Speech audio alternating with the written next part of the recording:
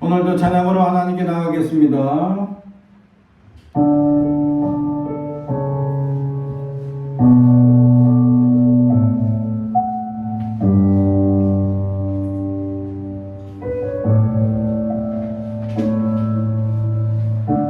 주의 손 날 붙드시네. 영원한 피난처 영원한 피난처 되시네. 기뻐진 한숨 속에도 변함없이 우리를 일으키시네. 주내 아버지 크신 발로 날 높으시네. 주는 내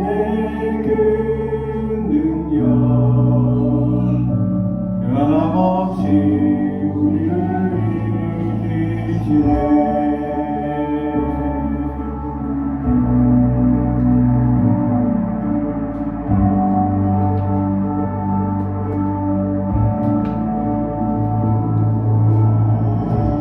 주의 손 날 붙드시네. 영원한 피난처 되시네. 거짓 한숨 속에도 변함없이 우리를 일으키시네. 주의 아버지 크신 발로 날 높으시네. 주는 내게 능력 변함없이 우리를 일으키시네.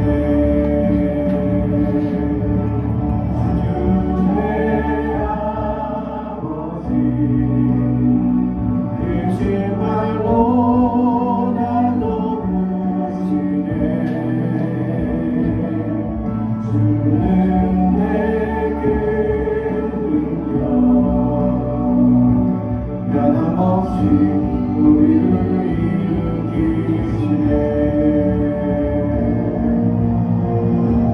주의 손 날 붙드시네. 영원한 피난처 되시네. 기뻐진 한숨 속에도 변함없이 우리를 일으키시네. 주의 아버지 크신 발로 날 높으시네.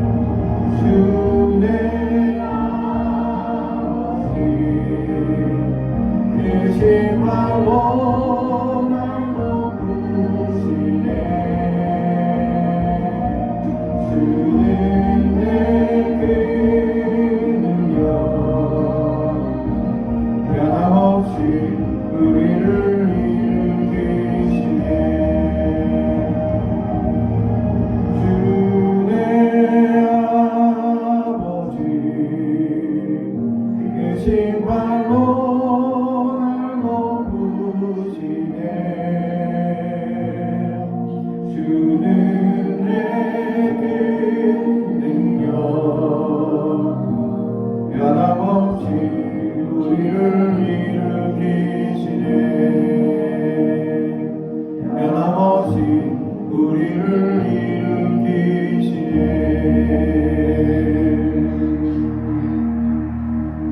아멘. 계속해서 충만 찬양합니다.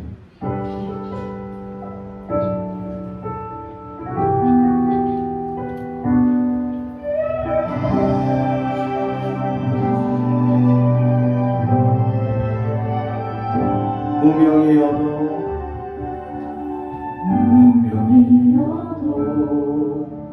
공허하지 않은 것은 예수 안에 난 만족함이라 가난하여도 부족하지 않은 것은 예수 안에 오직 나는 부요함이라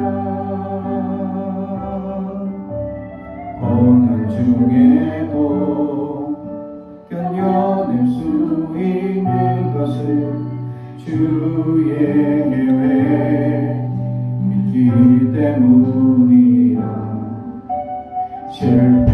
실패하여도 일어설 수 있는 것은 예수 안에 오직 나는 승리함이라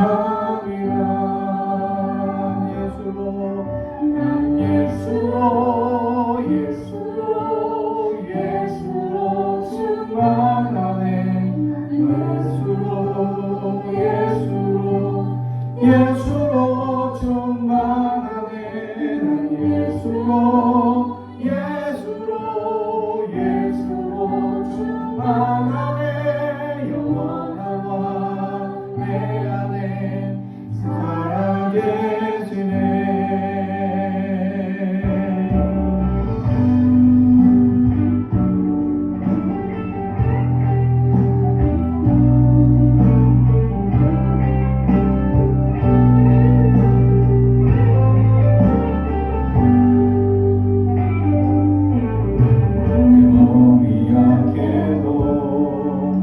낙심하지 않은 것은 예수 안에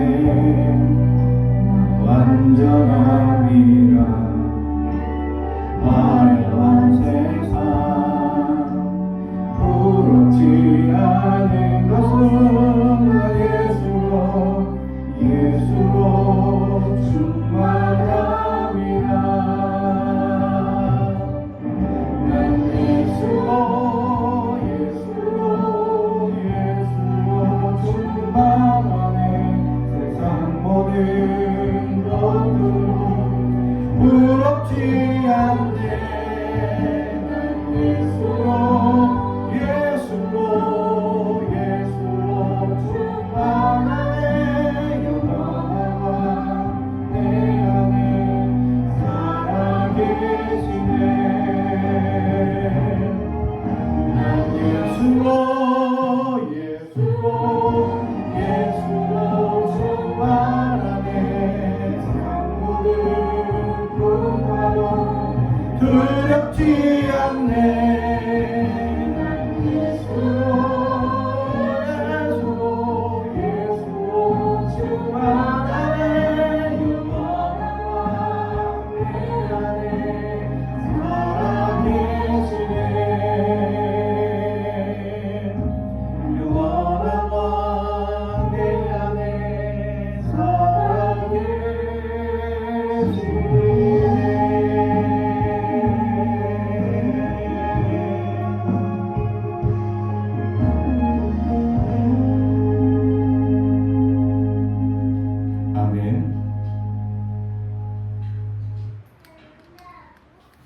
오늘 우리에게 주신 하나님의 말씀은 누가복음 16장 19절에서 31절의 말씀입니다. 누가복음 16장 19절에서 31절 말씀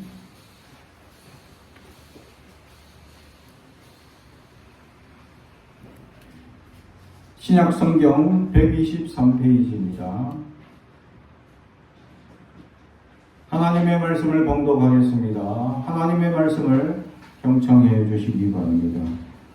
한 부자가 있어 자색 옷과 고운 베옷을 입고 날마다 호화롭게 즐기더라. 그런데 나사로라 이름하는 한 거지가 헌데 투성이로 그의 대문 앞에 벌어진 채 그 부자의 상에서 떨어지는 것으로 배불리려 하며 심지어 개들이 와서 그 헌대를 핥더라.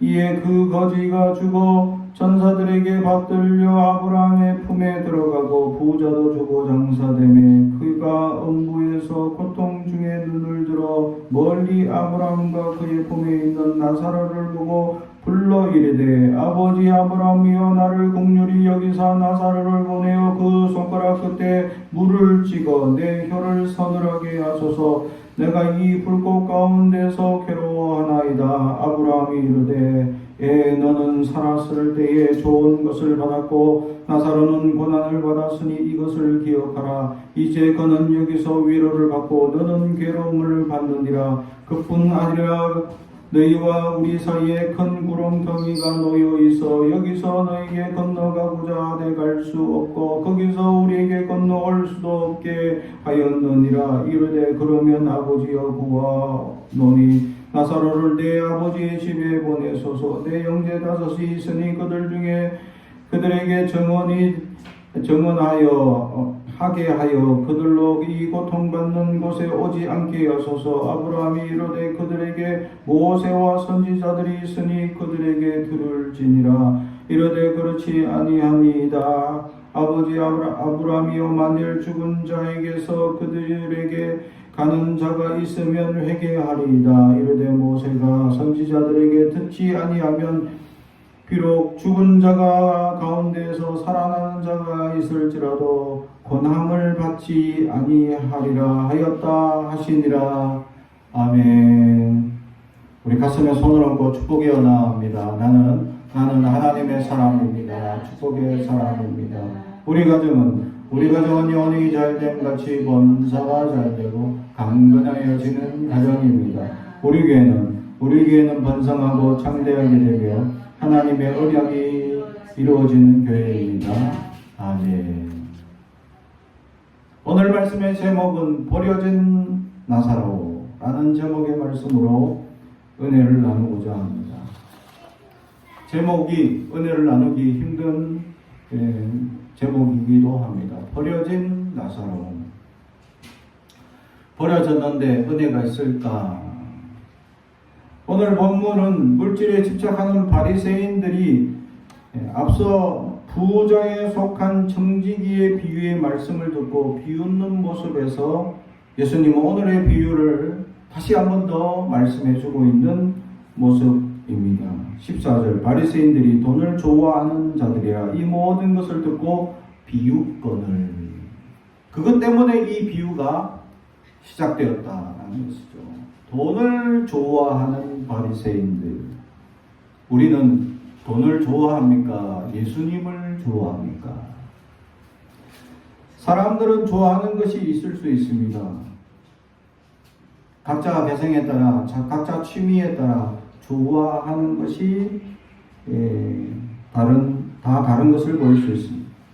제가 목사님들의 모임, 노회나 시찰회나 이렇게 모임에 가게 되면 가끔씩 제가 노예에서 사진을 이렇게 찍는 봉사를 하는데 그래서 사진기를 이렇게 큰 걸 이렇게 딱 들고 가면 사람들이 관심을 보이는 몇 분이 있습니다. 다 보이지 않습니다.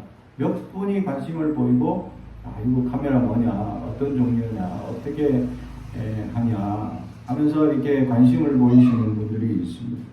네, 카메라의 취미를 가지고 관심을 가지시는 목사님들. 그 중에 제가 한 번 목사님이 적극적으로 저에게 카메라를 물어보고 어떻게 사진 찍는지 물어보고 이렇게 하길래 팁 몇 가지 가르쳐 드리고 또 이제 사진의 종류 하면서 같이 남대문 시장까지 가서 사진 카메라를 하나 골라달라고 해서 골라드렸죠. 고르는데 시간만 거의 반나절 걸렸습니다. 그러니까 목사님이 이렇게 돌아다니면서 이렇게 골라야 되냐. 그래야 사기당하지 않습니다. 좋은 물건을 살 수 있습니다. 제가 한때 저도 그 매장들을 아는 목사님을 통해서 이렇게 보게 되었죠. 그래서 남대문 시장 가면 한 100여 개 매장들 중에 한 20개 정도만 이렇게 다닙니다. 그래서 20개 다니면서 모델과 이 사용감이라든지 다 물어보죠. 그리고 실제로 만져보고 한번 찍어보고 그렇게 해서 결국 카메라를 하나 사게 되었죠. 그러면서 그걸 가지고 이제 열심히 찍고 다니면서 저한테 가끔씩 찍은 사진을 보내줍니다. 조금 귀찮아. 살짝. 그래도 제가 적극적으로 사진 잘 찍으셨다. 사진 어떻게 이렇게 찍으셨냐. 칭찬과 아낌없는 이 관심을 보내드립니다. 그러면 또 열심히 또 사진 찍으러 다니시는 모습을 봅니다. 저도 한때 사진 처음 이렇게 입문했을 때 사진 찍으러 열심히 다녔던 적이 있습니다.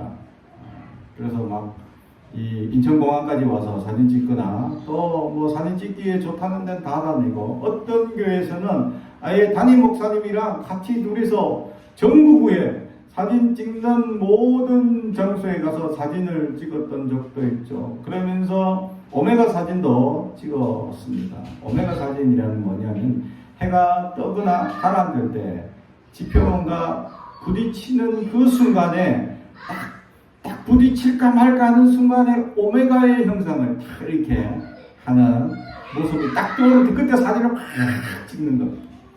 근데 이 오메가 사진은 3년을 잘해야 정말 3년을 잘해야 찍을 수 있다 라고 얘기할 정도로 찍기 힘들다는 거죠. 왜냐하면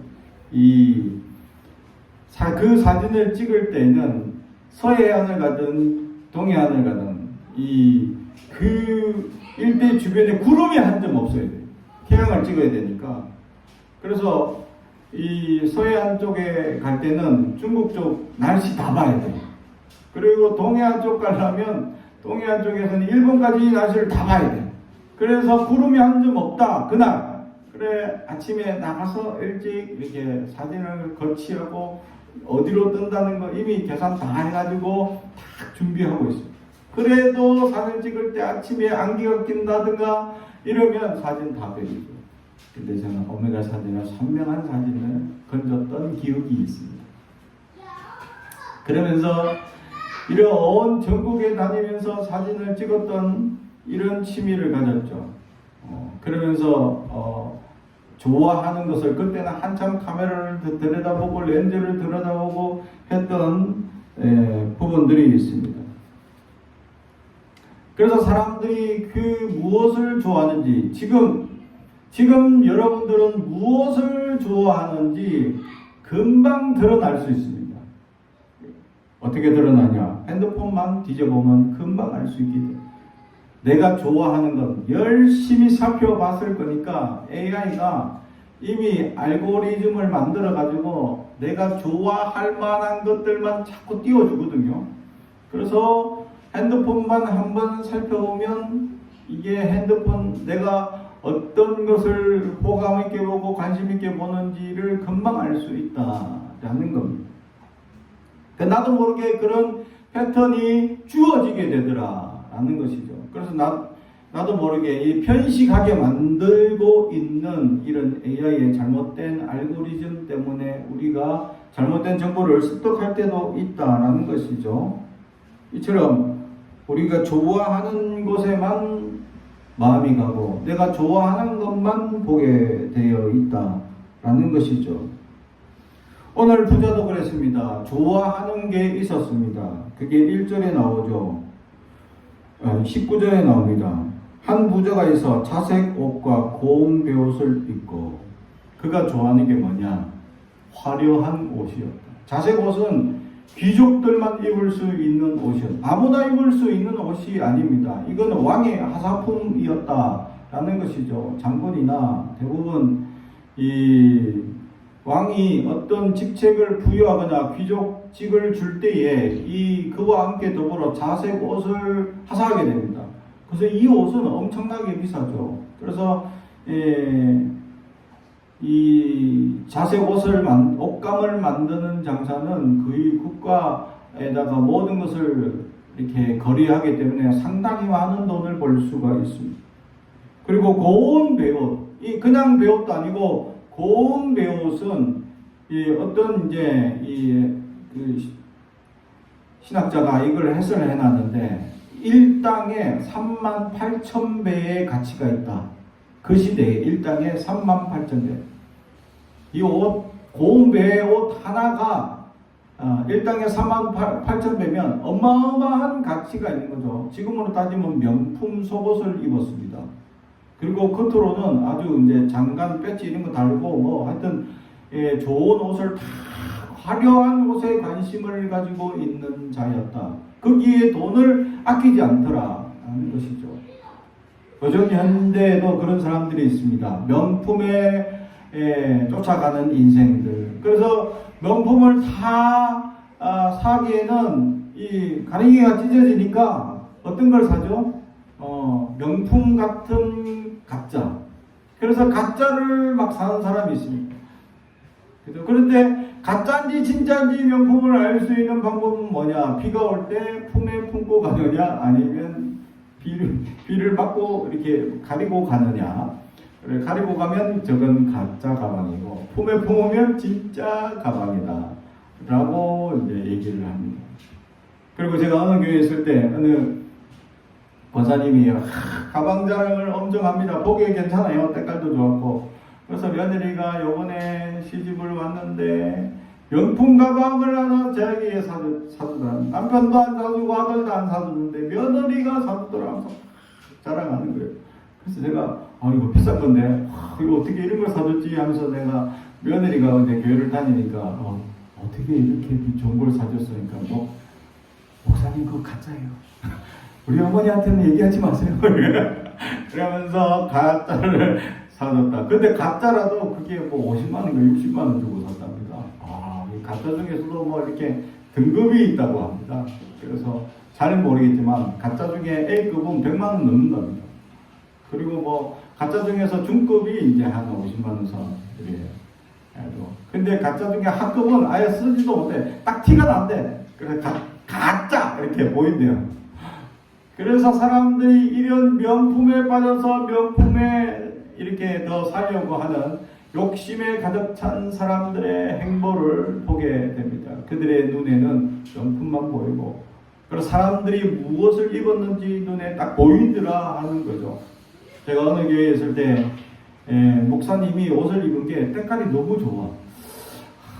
저 옷이 뭘 입었길래 저렇게 때깔이 좋으실까? 그래서 제가 궁금해가지고 나는 이제 그 메이크가 뭔지 잘 모르니까. 근데 이제 어느 목사님이 딱 같이 사역하시는 어느 부목사님한테 물어보니까 저거요. 허리띠 저거 50만 원짜리입니다. 그리고 저거 양복 저거 1000만 원 이상 되고요. 저 구두도 100만 원짜리입니다. 그러면서 탁탁 얘기를 해주시는 거예요. 그러면 그 다음에 와이셔츠 안에 핀 이거 꽂은 것만 해도 몇십만 원짜리고, 그 다음에 이 핀도 100만 원짜리고, 하면서 하여튼 100만 원, 몇백만 원짜리. 그래서 옷에 걸치는 것만 해도 하여튼 천만 원 이상이 넘죠. 그래서, 그래서 때깔이 좋구나. 하고, 나도 모르게 욕심이 생겨서, 저희 아내에게 나도 명품 허리띠 하나만 삽시다. 하고, 해가지고 명품 허리띠 한번 샀었던 적이 있습니다. 그게 지금 어디 갔는지 모르겠지만. 그래서 하나 샀던 적이 있죠. 근데 몇 년 쓰고 나니까 기스도 너무 나고 볼품이 없습니다. 결국, 갖다 버렸죠. 그때 10만원 주고 샀던가 기억이 납니다. 그래서 아무 소용 없더라. 쓰다 버리면 무슨 소용이 있냐. 그때 그냥 잠깐 자랑할 거리는 되겠지만 아무 소용 없더라. 우리가 관심 가지고 내가 무엇을 보느냐. 그 사람들에게는 명품만 보이죠. 저게 뭘 거쳤고 어떤 걸 입었고 딱딱 눈에 보이는 사람. 근데 저 같은 사람은 알지도 못할 뿐더러 관심도 없으니까 뭘 입었는지 어떤 건지 모르지만 때깔이 좋다. 요 느낌만 있는 거죠. 그래서 우리가 관심을 가지는 그곳에 관심을 더 보게 되고 열심히 찾게 되고 볼 수 있는 것이다. 그러다 보면 우리에게 어떤 것이 생기느냐? 보지 못하는 것들이 생깁니다. 내가 보고 싶은 것만 보게 되고 결국 보지 못하는 것들이 나타나는 현상이 생기죠. 그러면 내가 관심 가지고 생각하고 있는 그것만 자꾸 보다 보면 내가 정말 지금 관심 가져줘야 하고 내가 봐야 할 것들을 잃어버릴 수도 있다라는 사실입니다. 우리는 지금 무엇을 보고 있습니까? 세상을 보고 있습니까? 아니면 예수님을 보고 있습니까? 우리는 돈을 좋아합니까? 예수를 좋아합니까? 우리가 좋아하는 것이 무엇인지 우리는 알아야 합니다. 그리고 우리는 예수를 좋아해야 합니다.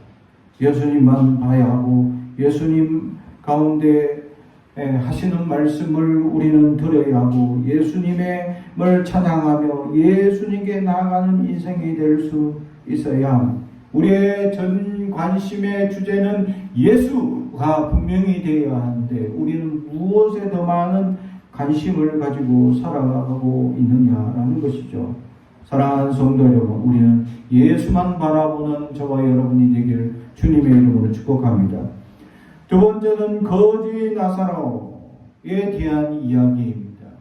그래서 오늘 주제가 벌어진 나사로라는 것이죠. 나사로는 벌어진 대상이 되었다라는 것입니다. 20절 그런데 나사로라 이름하는 한 거지가 헌데투성이로 그의 대문 앞에 버려진 채 우리 집 대문 앞에 있는데 부자가 못 봤어. 그래서 버려졌다라는 표현이 나오고 있습니다. 부자의 집 앞에 앉아 있었는데 거기서 나오는 이 음식 찌꺼기라도 얻어먹을까 싶어서 앉아 있었다는 거죠. 근데 그것도 제대로 못 먹어서 얼마 안 가서 죽었다라는 것이고, 그리고 제대로 먹지 못해서 헌데투성이다. 헌데라는 것은 종기라는 겁니다. 종기. 온몸이 종기로 가득 찼다라는 거죠. 그러니까 이 종기가 가득 찬 이 상태에서 아무도 관심을 가져주지 않는 이 나사로에게 유일하게 관심을 가져주는 대상이 하나 있습니다. 이게 사람도 아닙니다. 개입니다. 그나마 개가 와서 헌데 이 종기를 핥아주고 있었다. 그에게 관심을 가져주는 사람은 없었고 짐승이 있었다. 그러면 우리는 이 짐승을 보고 사람보다 낫다라고 이야기할 수 있다라는 거죠. 사랑하는 성도 여러분, 나사로는 버려진 채 죽었습니다. 나사로를 상징하는 것은 무엇을 의미합니까? 오늘 이 비유로 우리에게 나사로라는 상징적인 대상을 우리에게 보여주고자 하는 예수님의 의도가 있다라는 것이죠. 거지 나사로는 이 시대에 버려진 자들을 의미하고 있습니다. 우리나라의 경제 성장이 4%대의 를 유지했습니다. 지금까지. 그러나 최근에는 22년에는 2.7%, 23년에는 1.4%, 그리고 올해인 2004년에는 2.5% 성장을 예상하고 있습니다. 점점 성장이 둔화되고 감소되면서 정체기가 올 수도 있다라고 경계하는 목소리가 일어납니다. 일본은 경제 성장이 30년 동안 멈췄습니다. 이 30년 동안 멈췄다는 건 뭐냐? 월급이 30년 동안 오르지 않았습니다. 경제 성장률이 4% 5%라는 것은 다음 해에 월급을 4% 5% 올려주는 겁니다. 그리고 경제 성장률이 적으면 적을수록 어떻게 되냐? 월급이 오르지 않죠. 그래서 일본이 30년 동안 월급이 오르지 않았죠. 그래서 지금 경제 성장률이 우리보다 지금 현재는 뒤처졌다라는 표현을 하죠. 앞질러게 되었습니다. 이건 대단한 역사죠. 사실 경제 성장이라는 것은 인구 숫자가 많으면 많을수록 성장이 많이 될 수 있습니다. 왜냐하면 많은 사람들이 무역 활동이나 경제 활동을 하기 때문이죠. 그래서 성장이 이루어지기 때문입니다. 일본은 인구가 1억입니다. 우리는 5천만, 딱 그의 절반입니다. 그런데 이 절반의 인구가 1억 인구와 똑같은 성장률을 30년 동안 막 열심히 달려와서 우리는 그 그보다 더 성장했다는 거죠. 이게 대단한 겁니다. 어떤 나라를 비교해봐도 우리나라가 그만큼 대단한 역사를 이루었다라고 이야기할 수 있죠.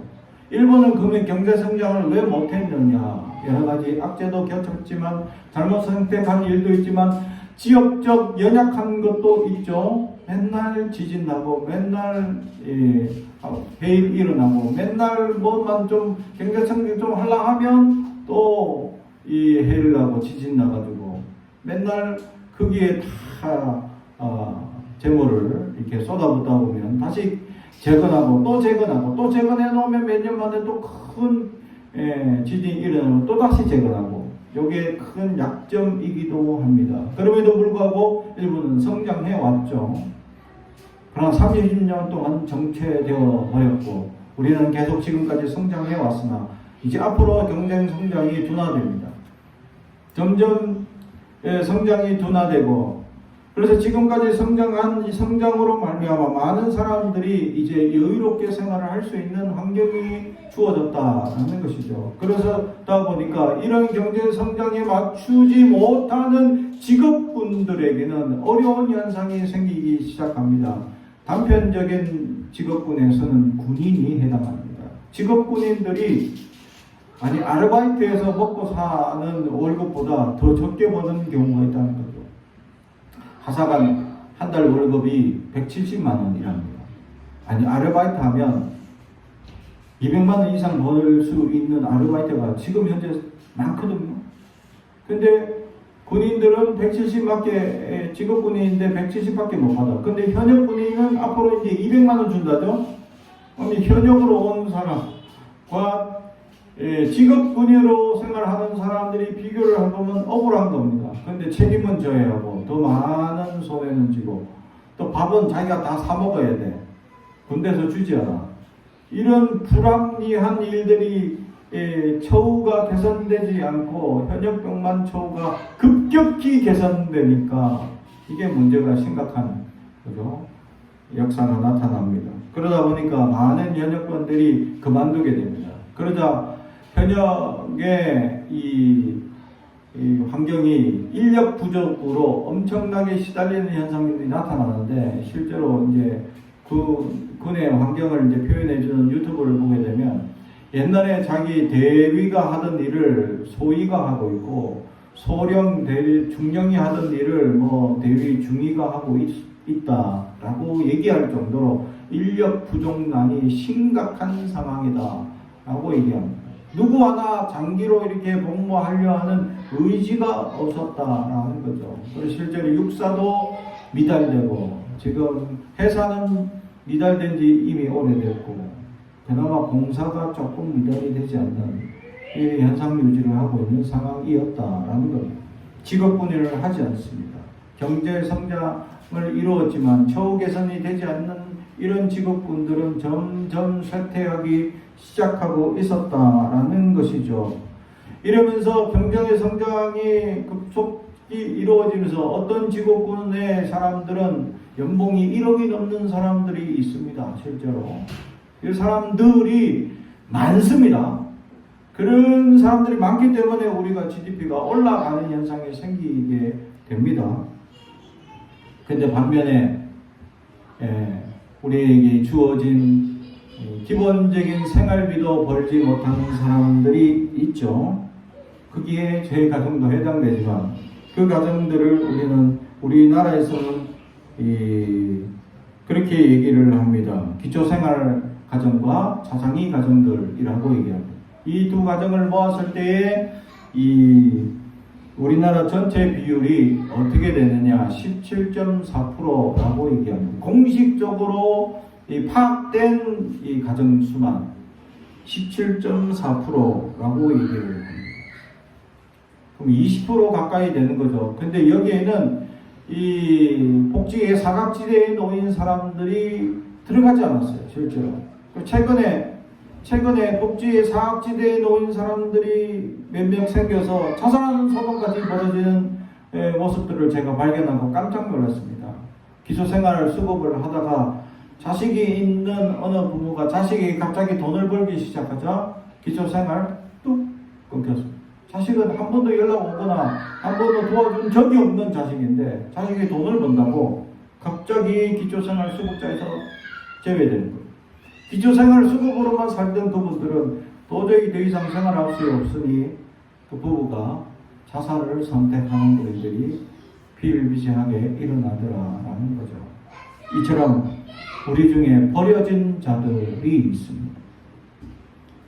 이 시대에 버려진 외면된 자들이 상당히 많이 있다라는 것입니다. 한쪽엔 많은 연봉으로 축제를 벌이는 사람들이 있는 반면에 다른 한쪽에는 경제적인 어려움을 겪으며 한탄하고 괴로워하는 사람들이 많이 있다라는 것입니다. 사각지에 몰려버린 그들의 더 이상 갈 데가 없어 어떻게 결정해야 될지 알 수 없는 사람들이 있었다라는 사실입니다. 오늘날 교회는 이러한 가난한 자들을 돕는 교회가 될 수 있어야 하는데 교회마저 여러 가지 어려운 현실들을 두면서 그들을 외면하는 현상들이 나타나기 시작합니다. 그래서 작년 겨울에 복지 이 센터들이 이렇게 기부 활동을 해서 버는 드린 수입이 절반 이상 감소되게 되었다라고 보고 내용을 보게 되었습니다.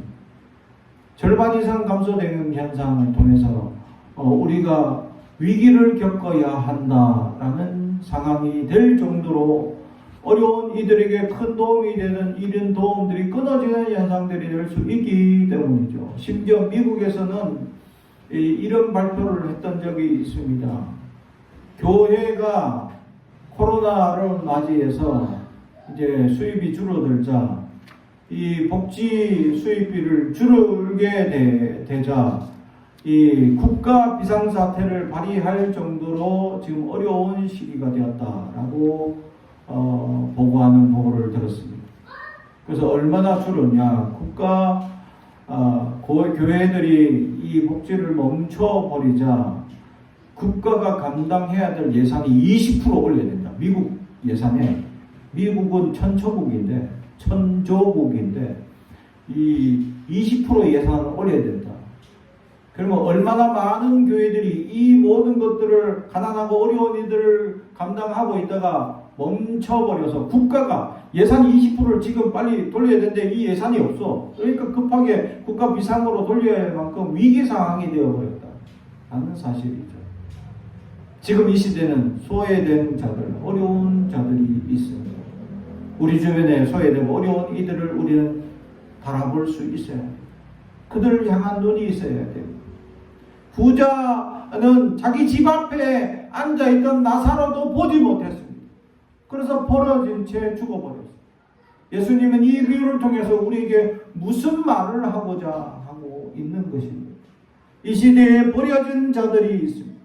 이 시대에 많은 이들이 소외받고 연약함에 내버려진 자들이 있습니다. 그들을 향하여 우리는 우리의 손을 펴고 도와줘야 할 것입니다.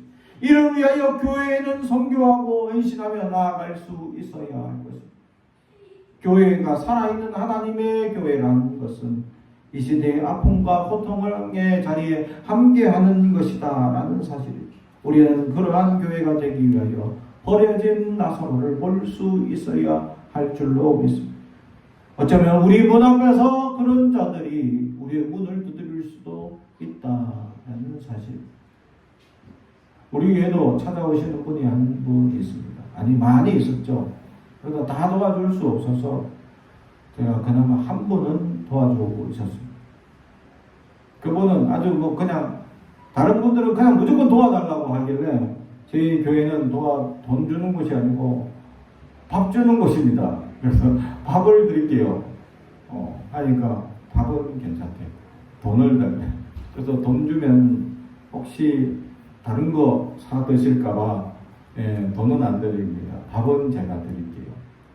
그러니까 실제로 한번 밥하고 반찬을 받아가신 분도 있었죠. 근데 한 분은 뭔가를 가져오셔. 휴지 하나 딱 들고 오셔가지고 이거 좀 사주세요. 얼마요? 만 원. 예? 이거 한 통? 그래서 사드립니다. 장애인인데 그분을 보면 제 친구가 생각나서 그렇습니다. 예.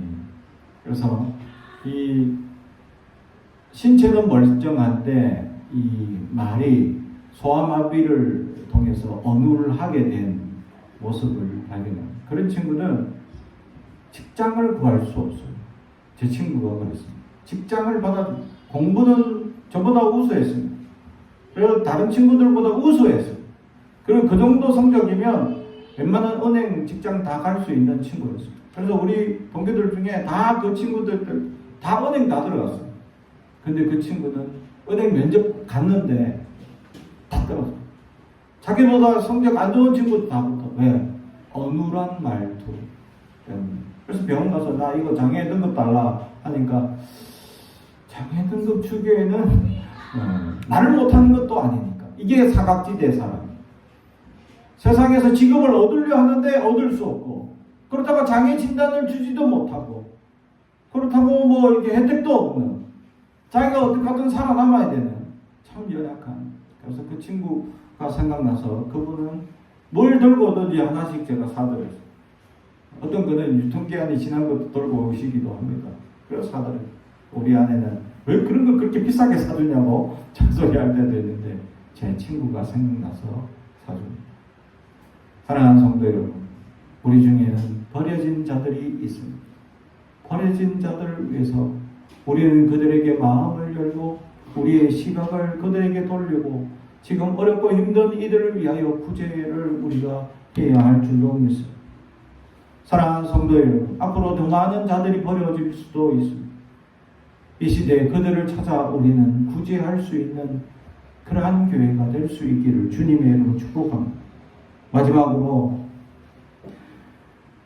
29절 31절에 보면 아브라함이 이르되 그들에게 모세와 선지자들이 있으니 그들에게 들을지니라. 31절 이르되 모세와 선지자들에게 듣지 아니하면. 아멘. 말씀을 듣는 자가 은혜를 누린다라는 사실. 결국 부자는 이 지옥 가운데 죽을 것 같은, 완전 매일같이 죽죠. 이런 지옥에서 견딜 수 없는 고통입니다. 그래서 나사로에게 정말 물 한 방울만 손가락에 탁 집어서 내 혀에 갖다 주면 정말 좋겠습니다 라고 할 정도로 지옥은 죽을 것 같은 환경이었습니다. 그래서 이 지옥에서 제발 다른 나의 형제들이 오지 않도록 나사로를 보내가지고 나사로를 통해서 회개하게끔 이런 지옥으로 다시 오지 않게끔 해주세요 라고 부자가 얘기하자 이 아브라함이 이 얘기를 한 겁니다. 이미 선지자들이 있다. 그들의 말씀을 들어라. 할렐루야. 우리에게 이미 말씀이 주어져 있는데도 어떤 이들은 육체의 소욕에 바빠서 이 말씀을 듣지 않고 지옥으로 달려가는 존재들이 있다라는 것입니다. 우리 안에 믿음을 잃어버리면 지옥으로 달려가는 연약한 존재가 될 수밖에 없습니다. 그럼에도 불구하고 우리는 말씀을 듣는 자가 된다면 우리는 은혜를 누릴 수 있게 될 줄로 믿습니다. 할렐루야. 우리의 생활이 연약해지고 강팍해지고 여러 가지 어려움이 우리가 닥칠 수도 있습니다. 우리가 도리어 나사로와 같은 현상을 겪을 수도 있습니다. 근데 우리는 말씀을 들어야 합니다. 할렐루야. 말씀을 들을 때 우리가 알지 못하는 은혜로 우리를 구원받고 우리의 삶이 하나님의 놀라운 만져주심을 누릴 수 있게 된다라는 말씀입니다. 이미 우리에게 말씀이 주어졌고 우리는 듣기만 하고 보기만 하면 되는데 우리는 이 말씀을 듣지도 보지도 않는 연약함에 빠져 있더라라는 사실입니다. 그래서 오늘 말씀 듣다라는 이 말이 헬라어로는 아쿠신이라는 단어인데 이것은 이해하다, 귀를 기울이다라는 말씀을 그냥 한 귀로 듣고 한 귀로 흘리는 게 아닙니다. 예배 딱 마쳤습니다 하는 순간 오늘 무슨 말씀하셨어요? 제목이 뭐지? 라고 잊어버리는 게 아니라 그 말씀을 이해하고 그리고 그 말씀을 들으려고 귀를 기울이는 게 오늘 듣다라는 말씀이고 한 걸음 더 나아가서 이게 다른 성경에서는 뭐라고 표현되어 있냐면 이 단어가 순종하다라는 단어로 표현되어 있습니다. 들으면 그대로 행하는 자. 할렐루야. 우리에게 듣는 귀가 있고 주님이 들려주시는 말씀이 있고 우리 안에 하나님의 찬양이 넘쳐나고 기도가 넘쳐나고 말씀이 넘쳐나서 연약하고 강박한 이 세상 가운데서 하나님의 은혜와 하나님의 생명력이 넘치는 하나님의 사람들이 되길 주님의 이름으로 축복합니다. 기도하겠습니다. 사랑과 죄에 가져가신 아버지 하나님 감사합니다. 우리는 연약합니다. 나약합니다. 어쩌면 우리가 버려진 나사로일지도 모릅니다. 아버지 하나님, 그럼에도 불구하고 말씀이 우리를 주관할 때에 하나님의 놀라운 은혜의 역사가 있을 줄 믿사오니 우리가 듣는 귀가 있게 하시옵소서. 주님의 말씀에 소망을 두게 하여 주시고 듣기 위하여 귀를 기울게 하시며 우리가 이해할 수 있도록 하나님 집중하게 하옵소서. 또한 우리 주변에 나사로와 같은 어려운 이들을 돌아보게 하시고 우리 꿈꾸는 교회가 그 어려운 일을 돌아볼 수 있는 교회가 될 수 있도록 세워 주시옵소서. 감사드리며 예수님의 이름으로 기도합니다. 아멘.